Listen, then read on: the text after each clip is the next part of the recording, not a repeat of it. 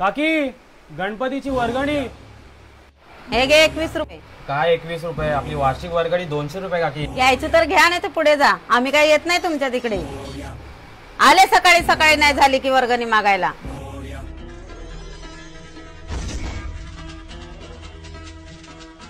हो काकू, किती रुपये देताय? 21 रुपये. आणि इतका ऐकोंबा दाखवत आहे.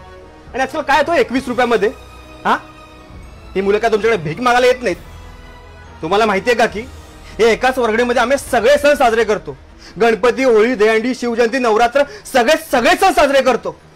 जबरदस्ती करायला आम्हाला आवडत नाही हो. पण जर का तुमच्यासारखेच या बाकीच्या लोकांनी 21 रुपये 50 रुपये दिले तर इतके सगळे सण साजरे कसे होणार? या आमच्यासारखे मराठी मुलं आहेत ना काकी, म्हणून हे उत्सव साजरे तरी होतात आहे. पण अशी तुमची बोलणी आणि टोमणे ऐकून या मुलांनी माघार घेतली ना तर येणाऱ्या पिढीला उत्सव कसे साजरे होतात हे सुद्धा कळणार नाही. आणि तुमच्यासारखे मराठी माणसं अशी करायला लागली तर बाकीच्यांचा विषय सोडून द्या. हे घ्या तुमचे 21 रुपये. भीक नाही लागली आम्हाला.